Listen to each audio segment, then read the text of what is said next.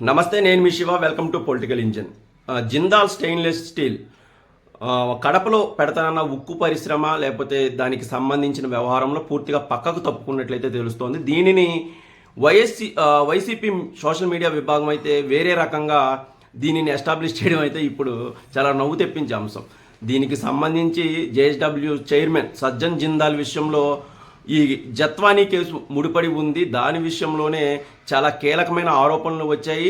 అలాగే ముగ్గురు ఐపీఎస్ అధికారుల మీద కీలకమైన అభియోగాలు నమోదైన నేపథ్యంలో వాళ్ళ మీద ఎఫ్ఐఆర్లు పెట్టిన నేపథ్యంలో ఈ మొత్తం కంపెనీ తన దుకాణాన్ని అయితే ఆంధ్రప్రదేశ్లో సర్దేసినట్లయితే తెలుస్తోంది. కడప స్టీల్ ప్లాంట్ విషయంలో ఇప్పటికీ నాలుగు సార్లు ఎంఓయూలు జరిగినాయి.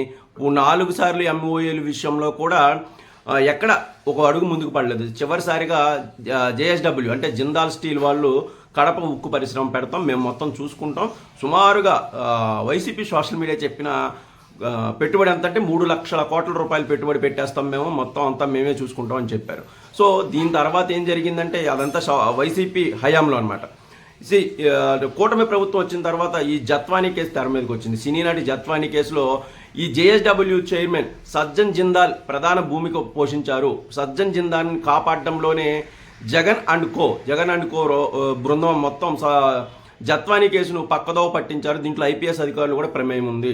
ఈ జత్వానీ అనే సినీ నటి ముంబైలో ఈ సజ్జల్ జిందాల్ మీద ఒక రేపెటం లాంటి కేసు నమోదు చేయడంతోనే ఆమె పని పట్టడానికి జిందాల్ గారేమో జగన్ గారిని అప్రోచ్ అవ్వడం, కార్పొరేట్ లాబింగ్లో జగన్ గారు మొత్తం తన వ్యవస్థలని మొత్తం ఉపయోగించి ఈ జత్వానీ అంటే ఈ జిందాల్ గారి మీద కేసు పెట్టిన జత్వానీని ఒక రకమైన ఫేక్ కేసును పెట్టి ఆంధ్రప్రదేశ్లోకి తీసుకురావడం, ఆవిడని వేధించడం, రకరకాల బెదిరింపులు చేయడం, సజ్జల్ జిందాల్ గారి మీద అంటే జేఎస్డబ్ల్యూ చైర్మన్ గారి మీద పెట్టిన కేసును వాపస్ చేసుకోమని ఒత్తిడి చేయడం వంటి విషయాలు అయితే ఈ మొత్తం కేసులో అయితే ఇన్వాల్వ్ అయి ఉన్నాయి. సో దాని ప్రతిఫలంగానే జిందాల్ గారు వచ్చి కడపలో ఉక్కు ఫ్యాక్టరీ పెడతాం, మేము 3 లక్షల కోట్ల రూపాయలు ఉక్కు ఫ్యాక్టరీ పెడతామని ఎంఓయూలు చేసుకోవడం, దాని మీద ఎటువంటి ముందడుగు పడలేదు, అది వేరే విషయం. కానీ ఎంఓయూల వరకు వెళ్ళింది, మేము చేస్తాం మొత్తం అంతా అనే వరకు అయితే వెళ్ళింది. సో ఇప్పుడు ఆ కేసు విషయంలో మొత్తం తేల్చేసి విచారణ జరుగుతున్న నేపథ్యంలో జత్వానీ కేసు విషయం చాలా కీలకంగా ఉన్న నేపథ్యంలో, చాలామందిని అరెస్ట్ చేసిన నేపథ్యంలో, అలాగే ఐపీఎస్ ఆఫీసర్ల మీద కూడా చర్యలు తీసుకున్న నేపథ్యంలో ఇక్కడ ఇంకేం ప్రతిఫలం లేదు. మనం చేసింది వేస్ట్, లేకపోతే కడపలో ఉక్కు ఫ్యాక్టరీ పెడతామని చెప్పిన మాట వేస్ట్, అంతా వృధా అయిపోయింది. ప్రభుత్వం మారిన తర్వాత ఏమాత్రం ప్రయోజనం లేకపోయిందని జేఎస్డబ్ల్యూ గ్రూపు నిర్ణయం తీసుకున్న తర్వాత సో ఆ మొత్తం జేఎస్డబ్ల్యూ గ్రూపు ఆంధ్రప్రదేశ్ నుంచి మేము ఎటువంటి పెట్టుబడులు పెట్టాము, వెనక్కి వెళ్ళిపోతున్నాం అని అయితే ఒక మౌఖికంగానే ఎలాంటి ప్రెస్ నోట్ కానీ ఎలాంటి లిఖితపూర్వక సమాధానం కూడా ఏం లేకుండానే వెనక్కి వెళ్ళిపోయింది. సో దీనిని వైసీపీ సోషల్ మీడియా సిగ్గు లేకుండా 3 లక్షల కోట్ల రూపాయల కూటమి ప్రభుత్వంలో బెదిరింపులు లేకపోతే ఇతర కుట్రల కారణంగా వెనక్కి వెళ్ళిపోయి అని అయితే ప్రచారం చేస్తుంది.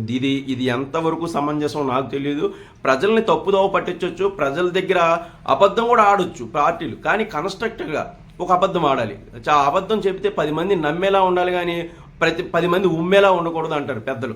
సో వైసీపీ సోషల్ మీడియా ఇప్పటికైనా తెలుసుకోవాల్సింది ఏంటంటే ఒక అబద్ధాన్ని చాలా కన్స్ట్రక్టెడ్గా ఆడండి, అంతేగాని ఇష్టానుసారం కూటమి ప్రభుత్వం వచ్చి 6 నెలల్లోనే ఈ బెదిరింపులు లేకపోతే దోపిడీలు లేకపోతే అవినీతి ఎక్కువైపోయింది, అందుకే పారిశ్రామికవేత్తలు వెళ్ళిపోతున్నారు అదే దిక్కుమాలిన ప్రచారం అయితే ఆపితే మంచిది. ఎందుకంటే పార్టీ ఇప్పుడిప్పుడే ఒక కన్స్ట్రక్టెడ్గా సోషల్ మీడియాని పైకి లేపుతున్న తరుణంలో కమిటీలు వేసుకొని మళ్ళీ పునరుత్తేజం అవుతున్న సమయంలో ఒక మంచి దారిలో వెళ్తే వైసీపీకి మంచి జరుగుతుంది, అంతేగాని ఇలాంటి దిక్కుమాలిన ప్రచారం చేసుకోవడం వల్ల ఎలాంటి ప్రతిఫలం ఉండదు. జేఎస్డబ్ల్యూ స్టీల్ ఎందుకు వెళ్ళిపోయింది వెనక్కి అనే దాని మీద పూర్తి స్థాయిలో వివరణ ఇవ్వడానికైతే నా ప్రయత్నం ఈ వీడియో విషయంలో ఇంకేమైనా మీ అభిప్రాయాలు సూచనలు ఏమైనా ఉంటే ఖచ్చితంగా కామెంట్ చేయండి. వీడియో కనుక నచ్చితే నాకు ఒక లైక్ ఇచ్చి నన్ను అయితే ప్రోత్సహించండి. Thank you very much.